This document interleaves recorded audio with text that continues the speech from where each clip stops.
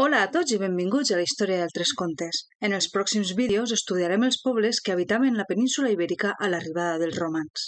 Avui ens centrarem en les migracions indoeuropees i en la colonització dels pobles arribats des del llevant mediterrani, fenicis, cartaginesos i grecs. Allà anem!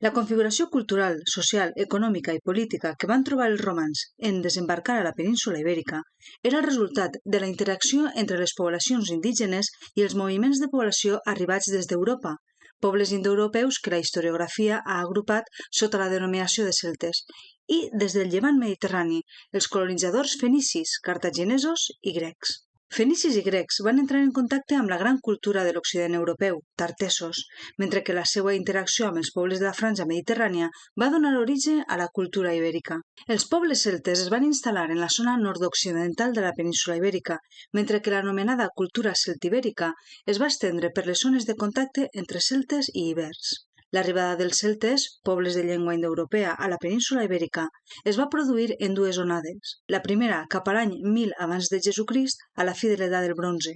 Eren poblacions procedents de les estepes asiàtiques que s'havien assentat a Escandinàvia, Europa Occidental, Mitjà Orient i el subcontinent indi. En la península ibèrica es van instal·lar a la zona nord-est. La seva economia era agrícola i ramadera, amb pas d'una activitat a l'altra segons les zones. En producció tèxtil i metal·lúrgica coneixien el treball del ferro. La seva ceràmica estava molt evolucionada, però continuava fent-se a mà perquè desconeixien el torn. L'arribada d'aquests pobles va estar lligada a l'expansió de la cultura dels camps d'urnes, caracteritzada per un ritual funerari comú en els territoris on van emigrar els celtes. Aquest ritual consistia en la incineració dels cossos i la introducció de les restes en urnes de ceràmica que enterraven en necròpolis, algunes d'elles de gran grandària. En la segona onada de migracions indoeuropees, que es va estendre fins al segle VI abans de Jesucrist, aquests grups es van establir per tota la meitat occidental de la península, les valls de l'Ebre i el Duero i l'altiplà nord, expandint-se cap a la cornisa cantàbrica i la zona de l'actual Galícia, on es relaciona amb la cultura dels castres. En la tradicional divisió que les fonts clàssiques van fer de la península, configuraven la meitat celta. En el pròxim vídeo ens detindrem en les característiques d'aquests pobles. Al mateix temps que es produïen els moviments de població indoeuropea, pobles del llevant mediterrani, els fenicis i els grecs, van començar a navegar cap a Occident, obrint rutes de comerç i fundant colònies o factories. Pel que fa a la península, totes les colònies es van situar en la costa mediterrània, amb l'excepció de Gadir, en l'actual Cadis, passat l'estret de Gibraltar. Com hem indicat, la causa principal d'aquestes navegacions era el comerç amb les poblacions indígenes, especialment amb tartessos, el territori més ric i desenvolupat de la península ibèrica. Aquest comerç es basava en l'intercanvi de manufactures per cereal i matèries primeres i era essencial el comerç de minerals. Abundaven a la península ibèrica les mines de plata, or i coure. El geògraf Estrabó va afirmar: «Fins ara ni l'or, ni la plata, ni el coure, ni el ferro natiu s'ha trobat en lloc tan abundants i excel·lents». Al costat de la importància de les mines, no hem d'oblidar la importància estratègica de la península ibèrica per al control de les rutes de l'estany provinents de l'Atlàntic. Els primers en arribar a la península ibèrica des del llevant van ser els fenicis, procedents de la ciutat de Tir.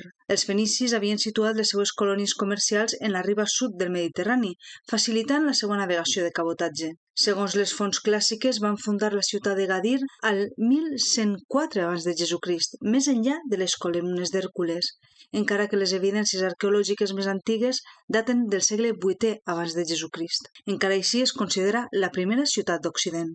L'emplaçament de Gadir permetia als fenicis el comerç amb tartessos i el domini de les rutes de l'estany provinent de l'Atlàntic. Per al control de tots dos, van mantindre una dura competència amb els grecs.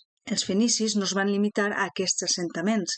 Van fundar altres colònies, com Malaca, Sexi, Abdera, on van crear importants indústries de salaons, amb sistemes de pesca industrial i explotació de salines. També van elaborar el seu producte estrella, la porpra, extreta del múrex i que exportaven per tot el Mediterrani. Després de la conquesta de la ciutat de Tir per Babilònia, l'antiga colònia fenícia de Cartago, a l'actual Tunísia, va heretar el control de la resta de colònies fenícies en Occident. Van continuar amb les mateixes activitats econòmiques. No obstant això, Els cartaginesos es van mostrar més ambiciosos a l'hora de dominar el territori peninsular. La seva intenció era monopolitzar els seus recursos miners i el comerç. La fundació, al 654 abans de Jesucrist, de la ciutat d'Ebusus, l'actual Eivissa, pretenia controlar el trànsit marítim cap a la península.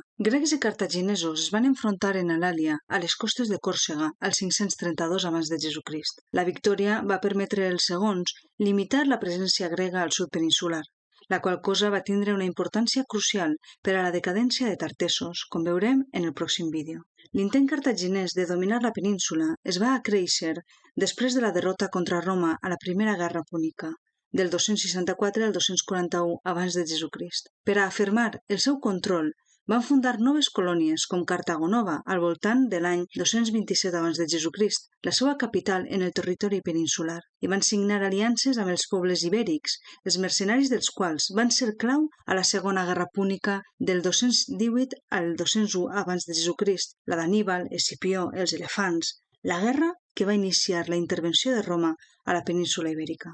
Els grecs, igual que els fenicis, van començar a establir colònies per a expandir el seu comerç. Primer en les costes d'Anatòlia, la Mar Negra i la part central del Mediterrani, per a arribar després fins a les costes més occidentals. Després d'assentar-se al Ponte Euxino, Mar Negra, i la Magna Grècia, sud de la península itàlica i Sicília, i Egipte, van fundar Massília, ja en la zona occidental, al segle VI abans de Jesucrist, i des d'allí la colònia de Rodes, al nord-est peninsular. Posteriorment van fundar altres colònies com Emporion, a l'actual Empúries, Hemeroscopeion o Meinake. La rivalitat amb els fenicis era inevitable en pretendre els grecs entrar en contacte amb Tartessos. L'arribada dels colonitzadors va tindre un gran impacte en les poblacions indígenes. La influència dels pobles colonitzadors en el substrat indígena en la zona mediterrània va ser la clau per al desenvolupament de la cultura ibèrica. En el camp econòmic, el comerç amb aquests pobles va provocar un fort desenvolupament de l'agricultura amb l'extensió de l'ús de l'arada. Es van introduir nous cultius com la vinya i l'olivera, que juntament amb els cereals completaven l'anomenada tríada mediterrània. Els fenicis van explotar les salines i van desenvolupar una pesca sistemàtica, l'almadrava, amb la qual alimentaven la indústria del salao per a l'exportació. L'almadrava és una tècnica per a la captura de la tonyina aprofitant les seues migracions.